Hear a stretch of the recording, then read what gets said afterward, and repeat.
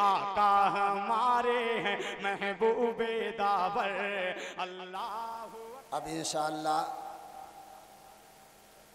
اجلاس کی کارروائی آگے بڑھے گی۔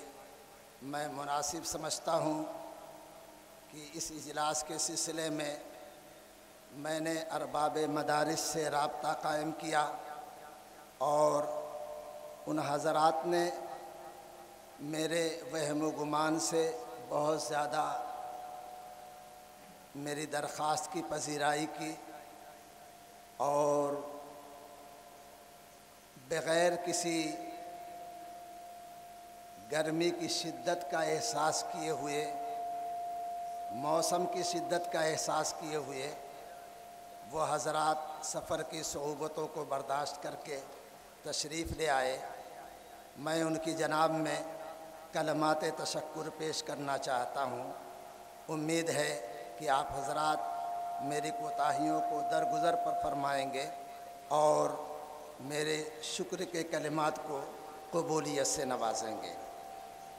صدر محترم ذی وقار ارباب مدارس اسلامیہ و بہی خواہان جمعیت و ذمہ داران ملت اسلامیہ، السلام علیکم ورحمۃ اللہ وبرکاتہ۔ آج اس عظیم الشان تاریخ ساز تحفظ مدارس کنونشن میں دل کی گہرائیوں سے خیر مقدم کرتا ہوں۔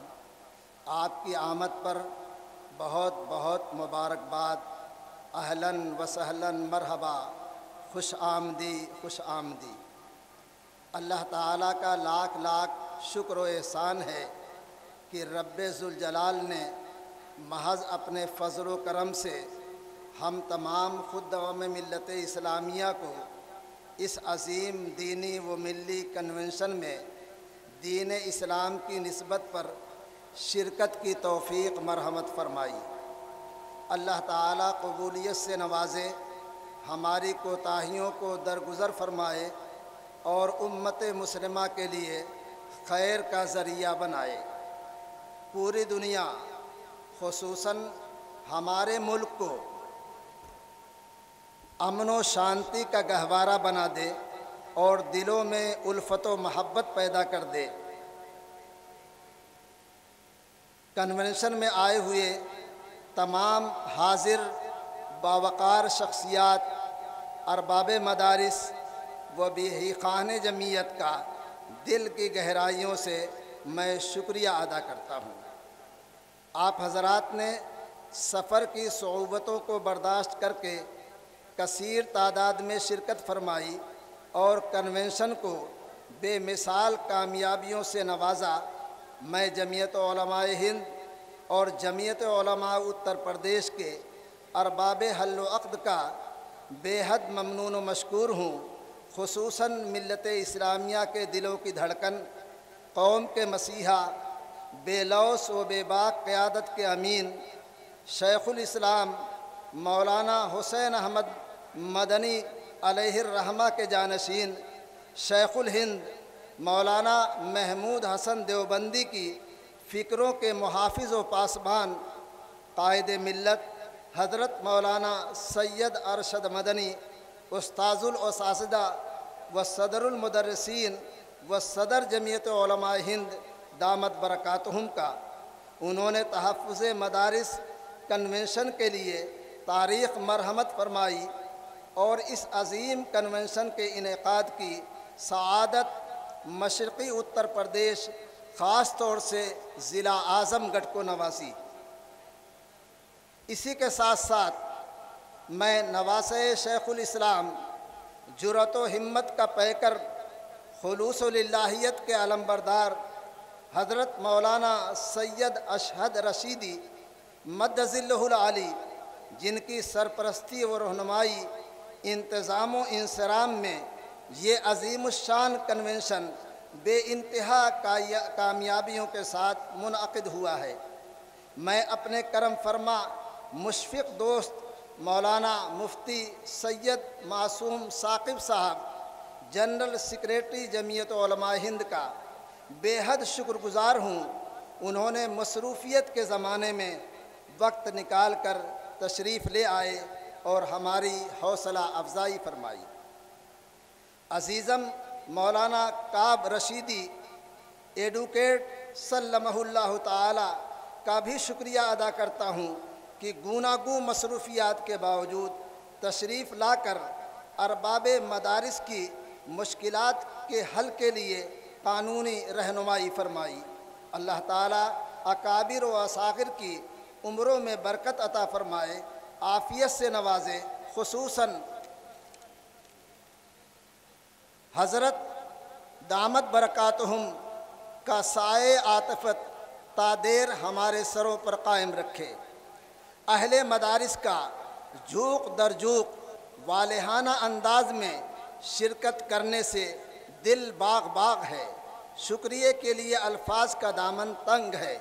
خصوصاً مختلف مکاتب فکر کے مدارس اسلامیہ کا یہ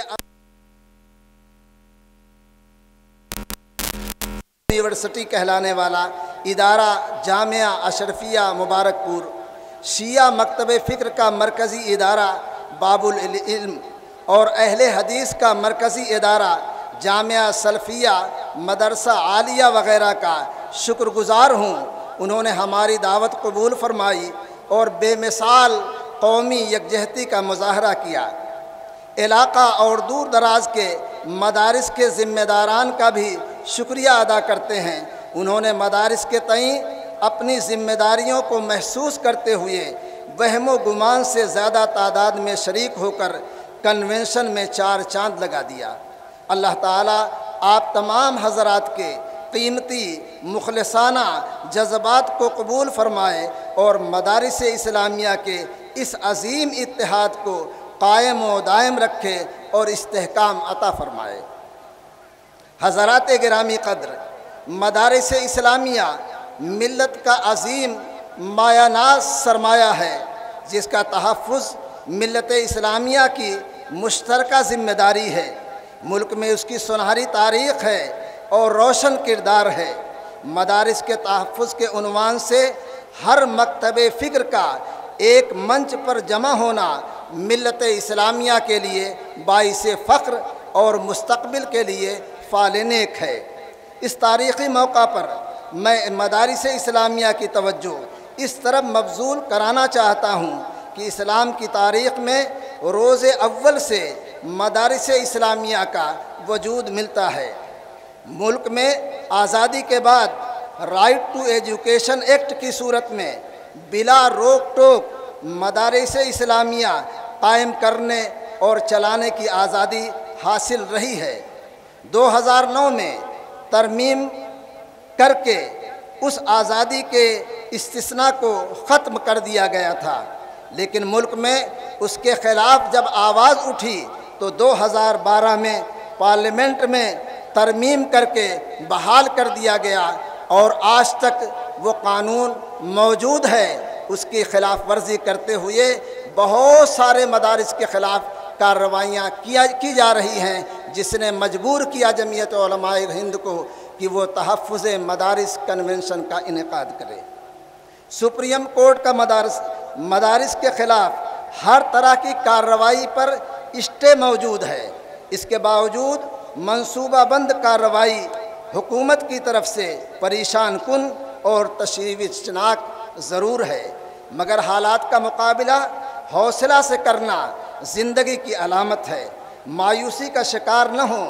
ممکنہ حد تک مدارس کے تحفظ کے لیے بیدار اور فکر مند رہنا ملت اسلامیہ کے ہر فرد کے لیے ضروری ہے، مگر انتظام و انصرام کے لیے جو سرکاری ضوابط ہیں ان کا پاس و لحاظ رکھنا بھی ضروری ہے۔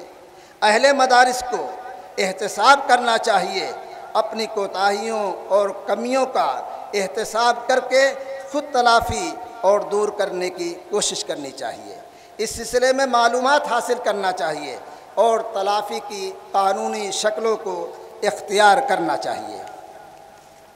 جمعیت علماء ہند مدارس کے تحفظ کے لیے ہمیشہ سرگرم اور پرعزم رہی ہے۔ قانون پر عمل کرنے اور حکومت سے ایڈ نہ لینے کی تلقین ہمیشہ کرتی رہی ہے۔ قانون کو اپنے ہاتھ کے میں لینے کی مخالف رہی ہے۔ جمعیت علماء شعور، دانشمندی چاہتی ہے۔ جذبات میں بے قابو ہو جانا، سڑکوں پر اتر آنا، ٹکراؤ کی صورت پیدا کرنا جمعیت کی روایات اور طریقے کے خلاف ہے۔ جمعیت علماء اپنے موقف کو باوقار طریقے سے واضح کرتی ہے اور قانون کے دائرے میں رہتے ہوئے پرامن طریقے سے عوام کو بیدار ہونے کا موقع فراہم کرتی ہے۔ اپنی بات حکومت کے ایوانوں تک پہنچاتی ہے اور بوقت ضرورت عدلیہ سے رجوع کرتی ہے۔ الحمدللہ اسی باوقار اور پرعزم طریقے سے جمعیت علماء ہند نے اپنے مقاصد میں ہمیشہ کامیابی حاصل کی ہے اور انشاءاللہ آئندہ بھی حاصل کرتی رہے گی۔ میں آخر میں آپ تمام حضرات کا دل کی گہرائیوں سے شکریہ ادا کرتا ہوں، خاص طور سے ضلع انتظامیہ کا، جنہوں نے ہمارا ہر طرح سے تعاون دیا، اور ضلع جمعیت علماء اعظم گڑھ کا کہ اس کی تمام یونٹوں نے ہمیں بھرپور تعاون سے نوازا اور کنونشن کو کامیاب بنانے میں اپنی ذمہ داریوں کو پورے طور پر انجام دیا۔